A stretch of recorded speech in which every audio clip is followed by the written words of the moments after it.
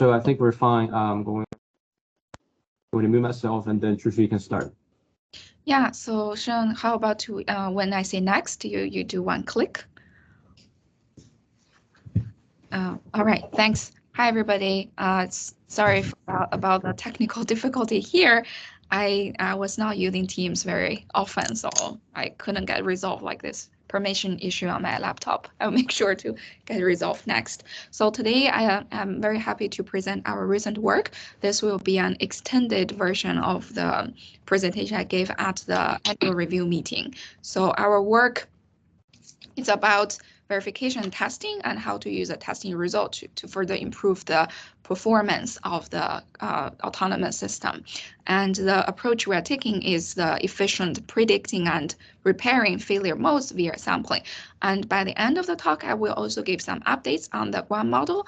That's the model that's within this ULI group that people are working on. We believe that having a Python version will really help accelerate the development of algorithms on this GUAM model. And we will talk about some details about the approaches we have taken and the lessons we have learned. So maybe next. So the problem we are working on is failure prediction and repair. Thinking about any system we are having here, we are the system here, we describe it as a simulator. So it's something that we will have executability access to. We may not know exactly what's happening in the simulator, and we can make different assumptions of it. But in general, the simulator S will take two sets of different input. One is a design parameter. That's basically what, as engineers, what we are optimizing. For example, like for a control system, this could be a control GAN, and for a perception-based system, this could be the perception module that you've chosen. If you want to use a neural network here, then design parameter could be the neural network weights and biases. But this is basically anything that we can play with, we can tune and we can control. And at the same time, we also know that the system will have to operate in the real world. It will have to accept something that will that we cannot control. We call those exogenous parameters or disturbance parameters. Things like for a vehicle, the wind in the outside environment, or different sort of noises to a sensor. Those define the big set of parameters. We call it Y, but it's basically something we cannot control. Our system, which in this case a simulator, will take both two sets of the parameters and generates the behavior. And this behavior is considered as like a trajectory. It could be over a time sequence, the dynamic system's behavior. And then both the designer and the attacker. Attacker is someone thinking, it doesn't have to be a real person, but some external adversary that could change the exogenous parameters. They will both look at the performance of the system defined as a cost. And this cost, of course, as a designer, we want to minimize the cost and maximize the performance. As an adversary, we want to increase the cost, and the failure is then defined as the cases when the cost goes too high. And then this problem formulation basically is a min-max problem where we design engineers want to minimize the cost occurred on any trajectory of the system, while the adversary want to maximize the cost.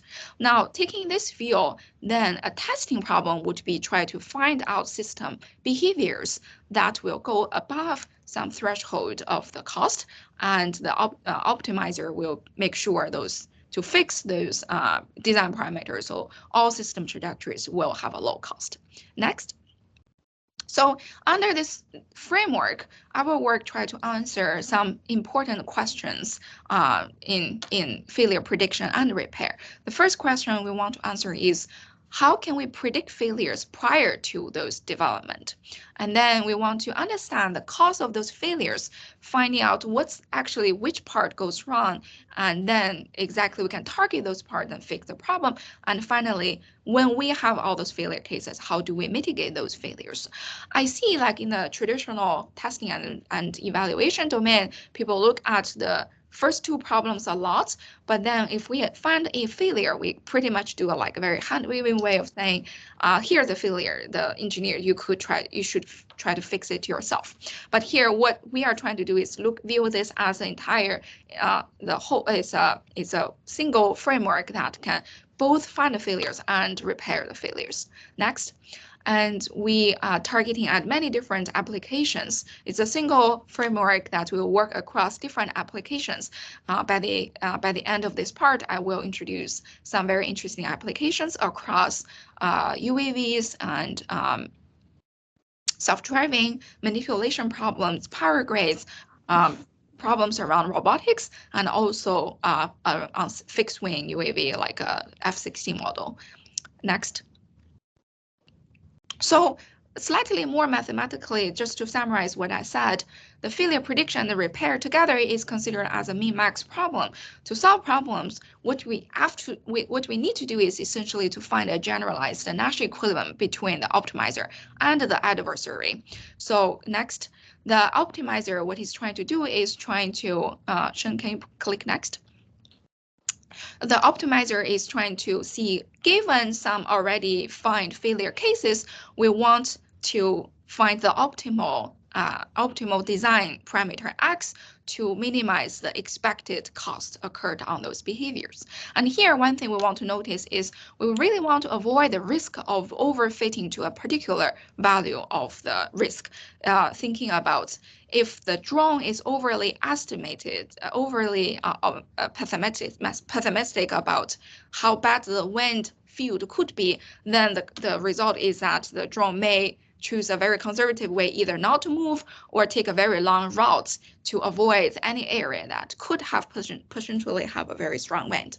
Next, and then for the adversary, it's trying to basically, this is a testing procedure. We use the the testing is basically try to find the exogenous parameters Y that will maximize the cost, and we can use this value of the current round of testing results, basically the failure cases during the iterations as a high quality counterexample to guide the optimization of X. And this procedure will have to go, it's kind of like a two-player game, and it will converge when we reach the Nash equilibrium. Next slide. And so to give a very brief overview in the domain of what type of approaches people are taking to do the failure prediction and repair. In the failure prediction domain, there are definitely the model-based verification approach, including SMT solvers, satisfiability problem, using reachability to estimate the future occupancy of the system or the vehicle and see if there's any dangerous behavior. There's also Hamilton-Jacobi as one reachability approach that has been widely used in many different domains.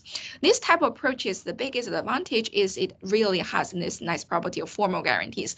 Most of the SAT and SMT solvers and a lot of the reachability tools will have both soundness and relatively like a very good completeness guarantees. Basically, if it returns the results like everything will be fine, it's a formal guarantee that the system is verified. And if there is a counterexample, most likely these approaches, after through some iterations with some robustness assumptions, it will find the counterexample for sure.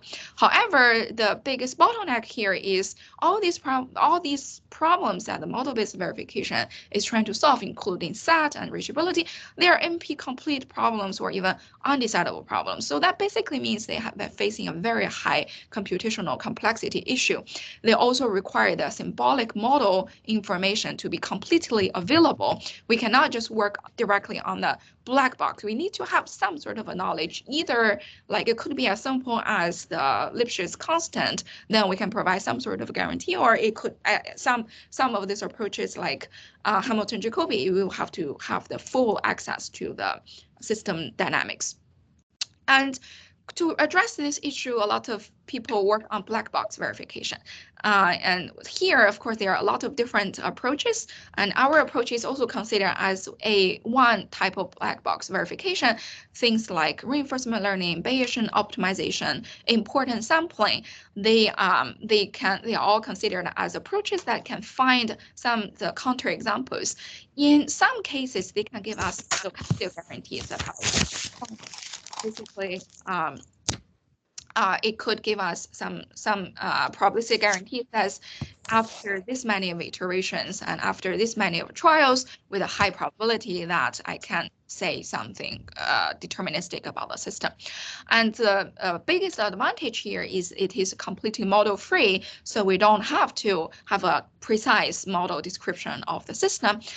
But at the same time, all these approaches I have listed here, they are also computationally very expensive. Even if they are considered as a model-free approach, this expensive now comes from the fact that you need a lot of data to converge to the guarantees that we really want.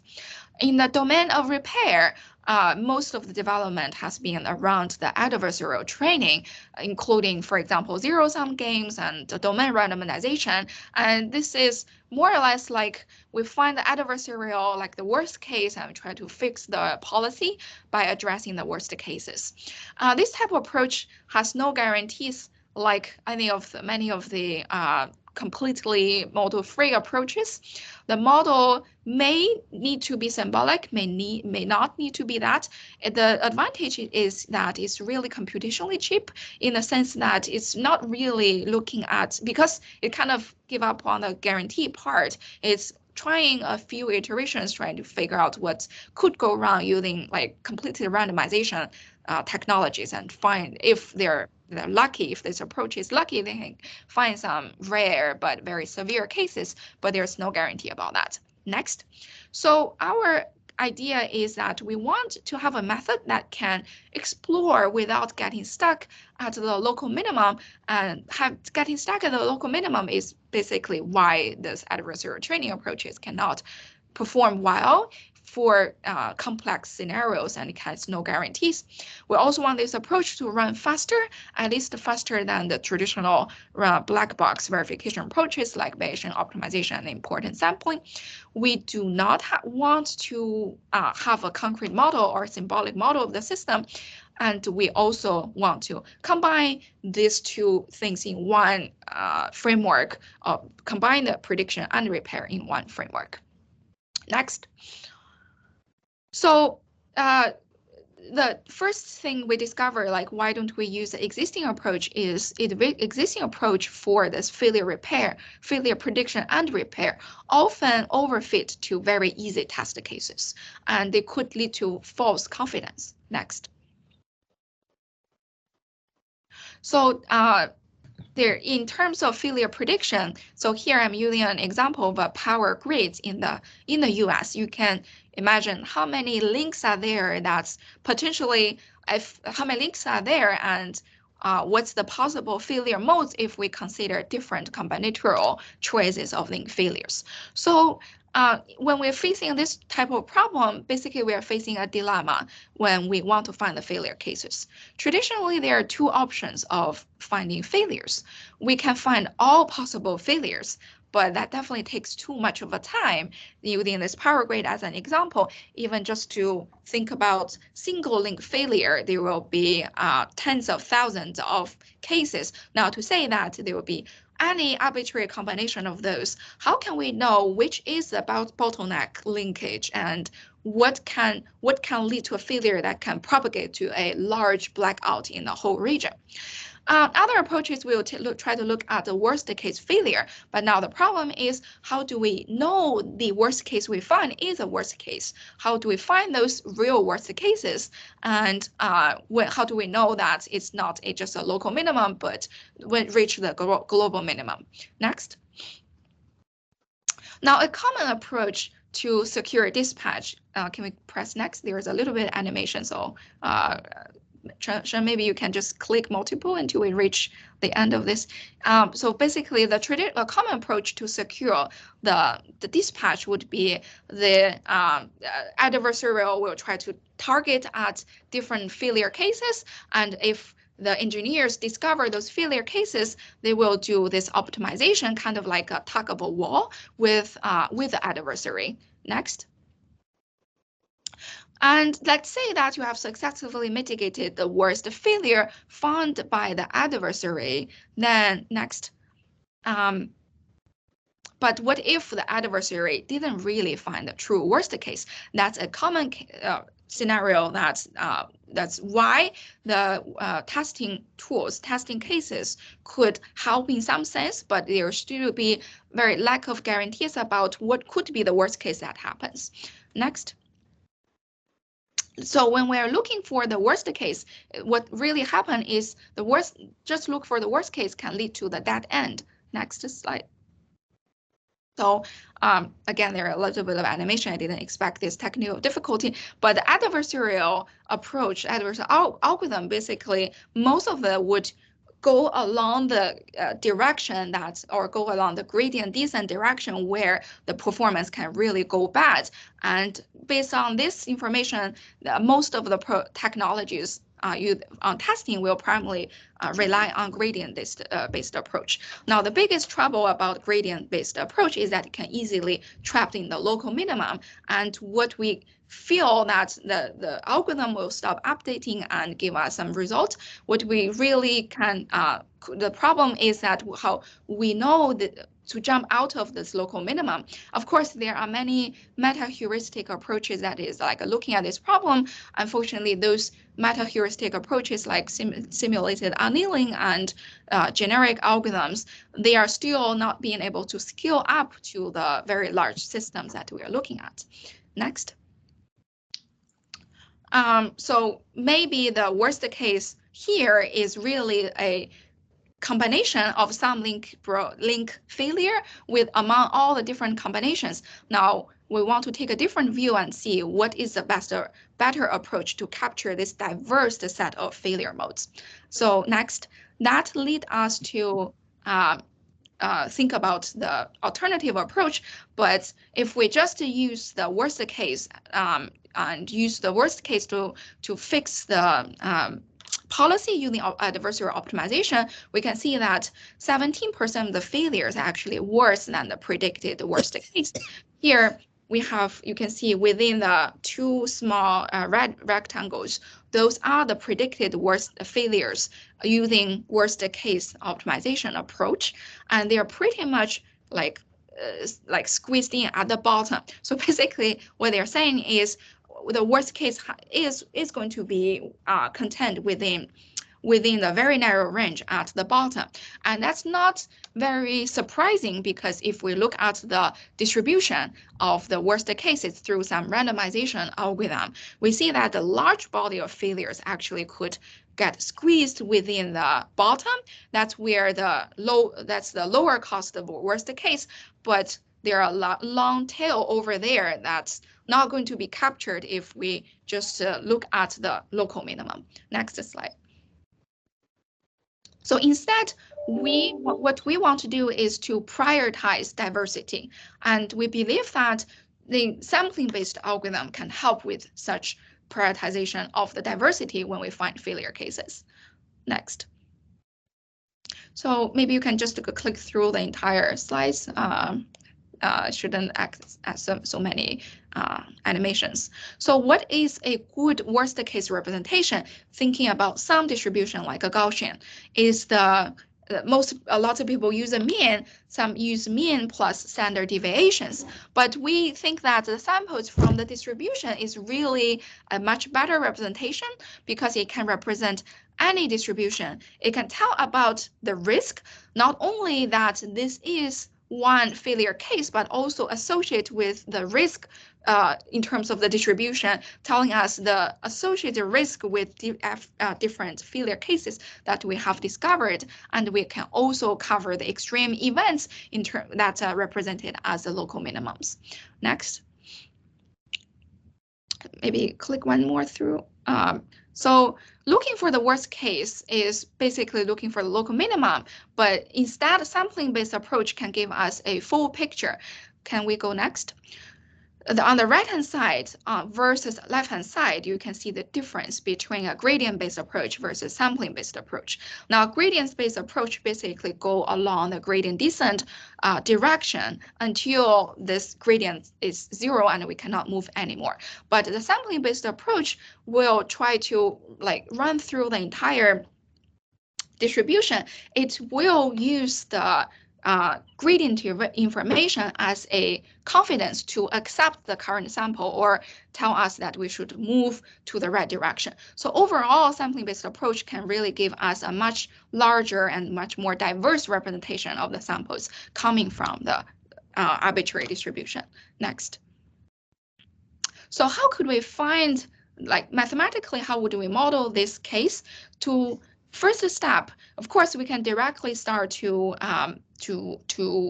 maximize the cost of J composed with a simulator, but those worst cases, we also come with different severity. Severity in general is, or risk is in general defined as the severity times the probability. So we also want to have the capability for the engineers to impose the severity of different cases based on their domain expertise. So what we do here is to do a risk-adjusted severity. Basically, is to add this likelihood of the possibility of those failures. And each of these failures, if it's a more severe failure, we can increase the likelihood to encourage the exploration in that area. And instead of optimizing, we directly sample Y, the exogenous parameters from the posterior.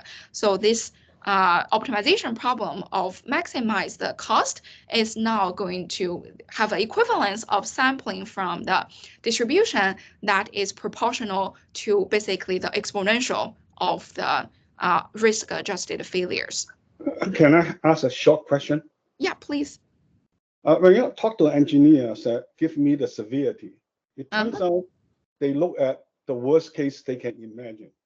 So the severity and the worst case estimation are highly coupled or strongly related. So when we use the severity from the engineer, that we implicitly also use their worst case estimation. Yes. So there's a circular argument in here. So we may not able, when we use the severity estimation to guide the sampling, basically you will use their worst case estimation. And we already said their worst case, 17%, they failed to estimate the worst case. So the 70% will transmit into the severe in some way, will map to that. Because when you talk to them and say, I think it's that bad, you say, okay, why is that bad? They give that whatever they know as worst case or they can imagine. So there is a loop there. I just want to point that out. Yes, thanks for pointing that out. I definitely agree. So here we are not.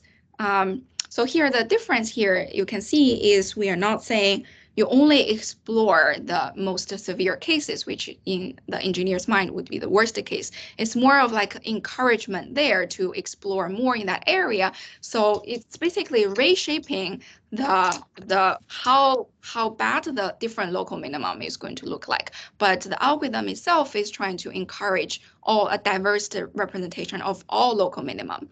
So that's what's the sensitivity to the engineer's bias? So there is a bias. So therefore, I understand you sample something else randomly. So what is the sensitivity to the bias in the engineer's underestimation?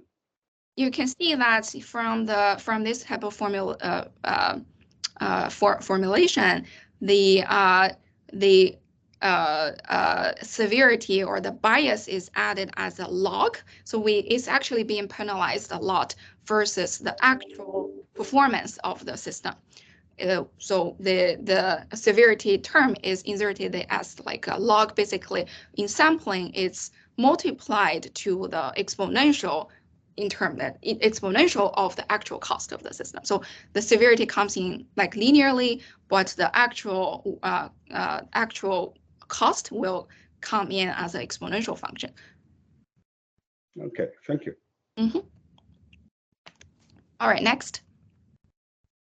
All right, so of course, this like severity as a domain knowledge, it will have to come from what the expert will tell us here as a starting point. So for our results that's presented in this work, we didn't introduce any weird bias. Basically, we said all these failure modes will have the equal chance of happening. So that's not really saying anything, but basically those probabilities are uniform distribution. So in this power grid example, for the relatively simple example we are showing here, we assume there's a mixture model with 5%. A 5% chance of failure for each of this line. And then the sampling-based approach can really give us a very diverse set of failures showing on the right-hand side. Right, next slide. So now when we find these failures, what we tell the engineer traditionally would be, here are the failure cases. Can you just fix those failure cases by optimizing some of your parameter, or maybe just place a patch there to avoid such a case? It's not a very systematic way. Now, for us, through the formulation of the problem, you can see that the failure prediction and repair, they're really a dual problem to each other. And that means essentially we can use a single approach, but look at the dual problem to... Can I ask a question about what is repairable? If I mechanically lost a rotor, can you repair it? Can the software repair? I lost one of, say, a jet engine. One jet engine had a burst strike, so we lost it. Can we repair that on the fly? That's a good question. Here, let me give you another example. Okay, hardware. Okay, we assume no hardware fails. Okay, software fail. So if I have a bug in the software, all right. So each time I have the situation, I trigger the bug. Are you rewriting the software, or you retrain it? So I have a bug, right? You say fail, hardware fail, or software fail. Now, software fail, I have a bug, say divide by 0, I say, or any bug you can think about, or increment by 1, you say, basically. There's many types of software we know. So what are the software you can fix it? Is fix the binary, or you fix the software code? Or otherwise, this repair is very abstract to me, because I just don't know. How can you... Sorry, I lost you for the last sentence. Are you... So I say, if I software fail, how would you fix the software? You know, the binary, unless you change the binary, it won't change. The software will compile into a binary code and then execute. Do we agree? Yeah. So unless you change the binary, you cannot change the behavior of the software. The software is not fried by a high-level language. Can I answer your question?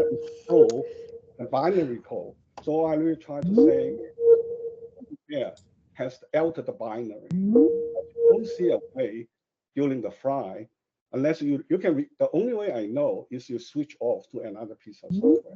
That's distinct. All right. If you can switch the code to another one, but if you don't switch it, then you have to modify the code. So we are talking about self-modifying software. Are we really talking about that? Not really. Can you hear me? Yes. I'm sorry, my internet got disconnected multiple times. I'm not sure if everyone can still hear. Yeah, we can hear you.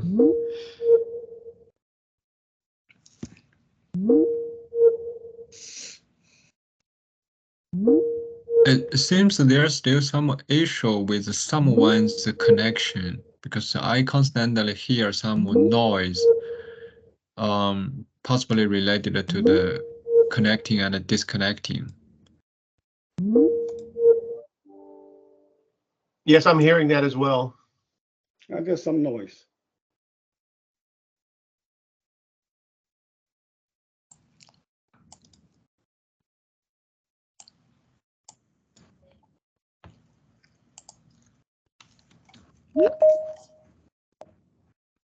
Hello?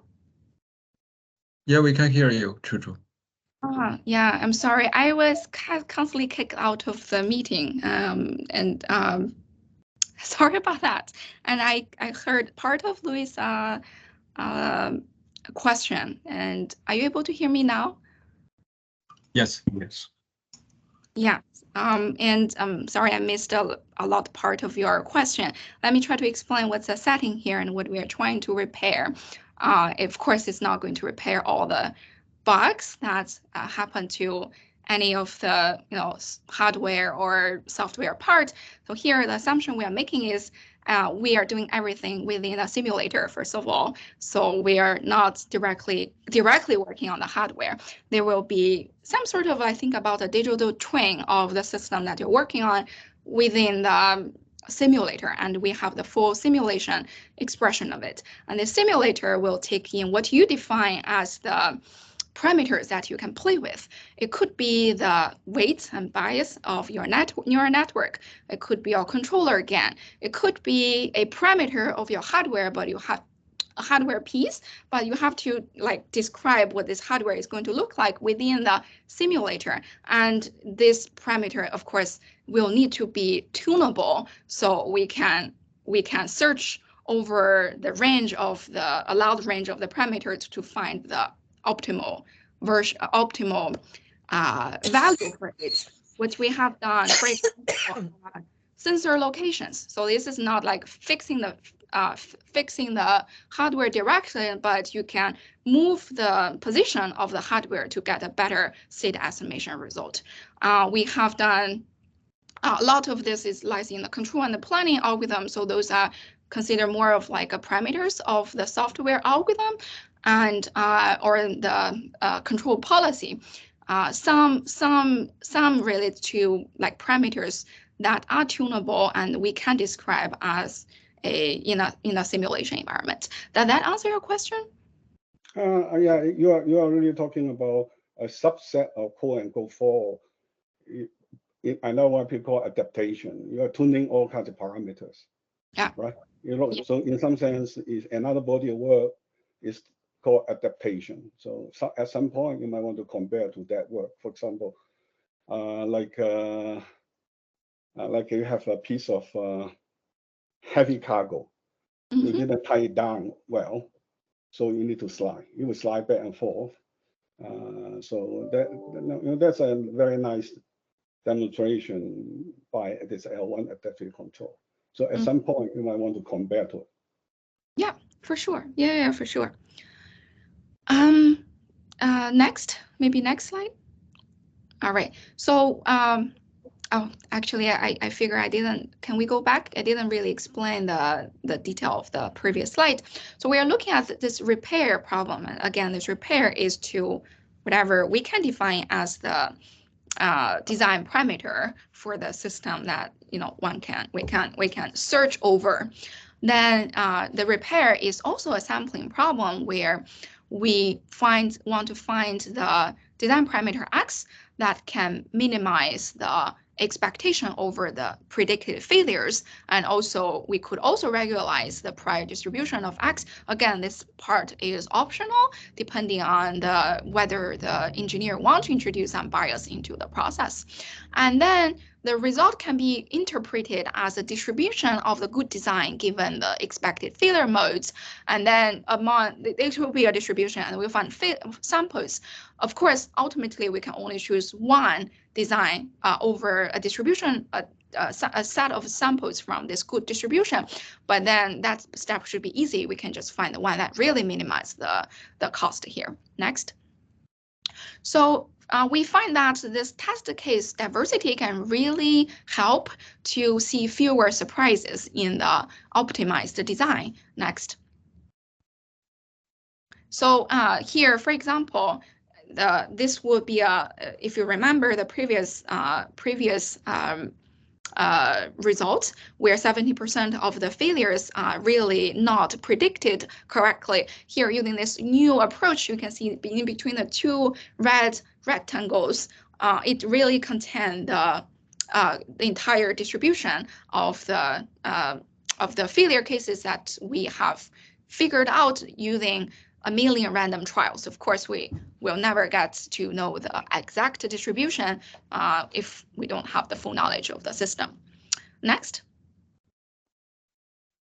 And this dispatch using the failed test cases can lead to 10 times fewer outages. We can see the blue ones are the policies repaired using the adversarial optimization, and the orange ones are the number of failures among a million trials. The number of failures we have using the adversarial sampling is really much better than the worst case optimization using adversarial. Next. So this process is an iterative process. It's a sequential approach where we first predict, given initial design, we predict the diverse set of failure modes using the current design, and then use those failure modes to inform future design iterations and loop this until we reach that Nash equilibrium, or at least empirically, the performance is not getting improved anymore. Next. So to summarize the approach, we find that the existing method overfits to easy test cases, which leads to false confidence. Instead, we believe our sampling-based approach can help prioritize diversity in those failures, and this test case diversity can lead to a safer operation with fewer surprises. Next, with the rest of the time, I will mainly describe a bunch of case studies we have done using this single framework. So this is one framework that across many different applications. On the top here, I can show like maybe this can also help answering a lot of Louis' question about what are the data parameters we're thinking about, what are the adversarials we're looking at. Now, on the top row from the left, the first is a hide and seek. Basically, they're robots. They're trying to seek for the adversarial robots. Well, the adversarial will try to hide from the search region. Each of the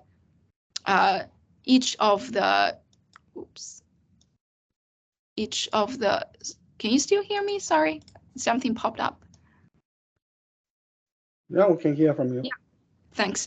So the hide and seek case, the search robots or the seek robot will have a sensing range. Within the range, you will be able to capture the hiders, and the hiders role is basically try to like find a position or sneak away from the search region. And here, basically, the X would be the policies of the seeking robots, and the hide would be the policies of the kind of like the game policies of the hiding robots.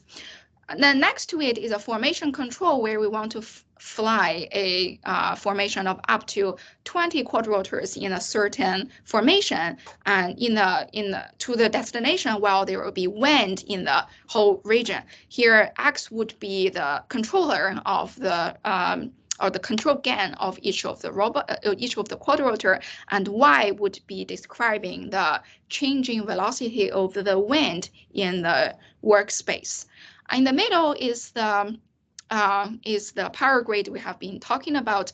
Then next to it, right to it, is the F16 ground collision avoidance controller, where it's a ACAST controller where it has a neural network policy that look at how close the F-16 fixed-wing airplane is getting close to the ground, where of course this ground is not plain, could be the mountain area, and decide when to pull up, so to avoid the F-16 to collide to the mountain area. Now, dimension of X is basically all the parameters of this neural network controller, and this is not a controller that we develop, is a controller the original Lincoln Lab ACAST people developed. And dimension of Y would be the initial pose, like initial position, velocity, and heading angle, the angle of attack of the F-16. Next to it is a simple manipulation example where the manipulator is trying to grab the transparent bottle, but there's another non-transparent bottle, or the green bottle is blocking it. It wants to push the green bottle away so it can the manipulator can grab the transparent bottle, but it doesn't want the manipulator to kick the green bottle over. The controller itself is also a neural network with 1,200 parameters, and the Y would be whatever we use to describe the green bottle. And of course, this information it's not available at all to the policy itself. And on the bottom right here is a satellite rendezvous problem where the chaser satellite want to approach the target satellite and dock to it. I will describe a little bit more in detail in the next few slides. And here, the design parameter would be the approach that the chaser is going to take. Basically, it's a sequence of waypoints and the tracking controllers to track the waypoints to get to the target's satellite. And the dimension of Y is 6, where Y is basically the disturbances that are imposed to the position and velocity of the chaser satellite. And on the bottom left here is showing this work. You can find it at the MIT News that was featured, that was published a couple weeks ago. Next slide. So let me tell you a little bit more about this satellite problem. There are basically two types of missions we can look at. The left one, the chaser satellite, must eventually reach the target, while when they get into close to the target, it has to respect the speed limit. There is a speed limit region that is described here. On the right-hand side, it's slightly more difficult than that. We also have an observation region where we ask the chaser to loiter in the observation region for long enough to collect data, and then it will slow down, get into the speed limit region, and also then ultimately dock to the target satellite from a right angle. Next. And this description, like how would we describe the cost? Here we have a clear mission description, and then we can just use temporal logic, in this case signal temporal logic, to describe the mission as temporal logic specifications, and directly use a temporal logic as the penalty of the cost. Now the violation of the temporal logic will occur at high cost, and the satisfaction will be encouraged to, and ultimately what we want is to have the policy that respect or satisfy all the temporal logic. Next. So I've already described the design parameters and the exogenous parameters. And next, and here are some results. You can see that the trajectories are actually quite interesting. This is a trajectory of a loiter. Instead of, satellites have to follow the orbital dynamics. So it's not a ground vehicle where in the loiter region you can pause and stay there and then get into the speed limit region. For the satellite, because of orbital dynamics, you can see that the way that this chaser satellite is taking is to really circle around that loiter region before it finally approaches the target. Next. So this we can show the results of ours, which is basically the rightmost in terms of satisfaction of a temporal logic. Here, anything above 0 means the design or this trajectory satisfy the temporal logic requirement. If it's minus, it means it failed, and if it's very minus, means the performance is very bad. It basically violated the temporal logic requirement a lot. Next. Maybe we'll just directly go to next. So here are some quantitative results. We also have comparisons. This to estimate the to be able to do the sampling, we also have accept different approaches like gradient-based approach and gradient-free approach. What we observe is gradient-based approach. If we can get the gradient information of the simulator, it will converge much faster. But in terms of a time, it will cost more time because of the computation we have to do to compute the gradient. When we have no access to the gradient information at all, we can use completely gradient-free approach here, which is a blue line. You can see that although it converges slightly slower, in most of the cases, it can also converge to the gradient-based approach. Next. So I have a couple of videos, but I know I'm running really out of time. I have to rush at this point. Sorry about the technical difficulties we have encountered. Can you press one more? So there are some hardware demonstrations I have already shown previously, but maybe I can just show this one quickly, and then we can jump to GUAM. So here it's a hide and seek. Initially it's a very simple case where you can see the seeker robots have the sensing range. Now, if the seeker robot, the initial design is to have one rope, each one on top and the other one is on the bottom. I noticed the video is stuck probably because of the internet speed. Maybe you can skip this video and go to next. Sorry about that. And these videos are all available on the website of the project that we have created. Sean, can you go next? Or have we got stuck over there?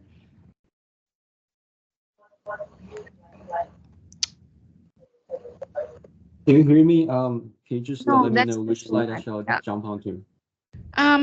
Yeah, so here, just very quickly, we further enhance this to accept perception-based system. So basically what we have is to have a differentiable simulation environment that can render the entire perception pipeline. Then we can do this process basically on many different interesting applications. Like here we are showing the self-driving policy that directly use camera input, and we have different type of applications. They're all available on the website. That next, just direct go to next. And next. Oh yeah, here. Now I notice I won't have time to go through the details here, but I will upload the slide to tell you what we have done. To be very short, we created a Python version of JAX implementation for the GUAM model. I have a couple of slides, probably I won't have time to go through about all the nuts and bolts of how of this process. It's a pretty tedious, but we're very happy with the result. Through tons of testing, we believe that this translation is a very accurate translation of the GUAM model in Simulink to Python. Now it runs 1,000 times faster. We believe this can really help the team, the ULI team here to develop their algorithm on the GUAM model. Also, if you don't know JAX, it's a differentiable programming language where everything is differentiable, and JAX will also be able to provide the symbolic derivative information to be used by using, for example, machine learning based approaches. And everything is accurate. We even found exactly the simulator that the Simulink is using. Yeah, so we are not making any difficulties that people worry about, like the simulators and also all the small technical details. But I won't have time to go to that today. Just want to say that if you're interested in using this model, I don't think Naira wants the model to be published as of now, so it's currently under a private GitHub repo. If you want to use this model, just send me an email. We can just add you to the repo, and you can use this JAX version of the GUAM immediately. That's all I want to talk about today, and sorry about all the technical difficulties we have met. Okay. All right, thank you. So can I summarize what I learned from you? Basically, we are talking about parameter tuning fail, right? So it's that there are many fail modes. Their specific set is the parameter value is wrong. You're causing a collision or whatever. It can cause a lot of damage. So usually you look at the subset of parameter tuning fail, and that's important subset. So if you make the title fail, you quantify, then people wouldn't have the, I wouldn't have to ask the question, because fail, including hardware fail, software bug, a lot of fails. Yeah, I agree. So if you say the tuning fail, which is perfectly what you're doing, and it's a very brilliant work. I appreciate that. Thank you. As long as I don't look at the things you don't cover, right? So the second thing I will suggest is, now we're talking about parameter tuning. So the classical work, a complete different approach. Their model-based approach is adaptive control. They're also dealing with parameter fail or parameter setting. So it will be very enlightening to compare, what can cover. So my guess is that something, your approach, you will do extremely well. The standard adaptive model-based stuff wouldn't do it, because you make strong assumption on model, which you don't. But on the other hand, if the model is correct, then it will be much faster, right? If the model screw up, then the model-based approach certainly is screw up. But it's totally model-free. It's also slower, less strong. So that will be a comparison, and see when to use what, as even a hybrid board will really help us to understand the whole world much better. I say thank you. So this is a major alternative I've ever seen compared to the more classical adaptive perspective. Thank you. We'll definitely incorporate your suggestions. Very helpful. Okay, Chuchu, thanks a lot for the presentation. Are there any other quick questions, because we have already run out of time? Yeah, and it's my fault. I'm sorry about that. No, none here. Thank you. Very good.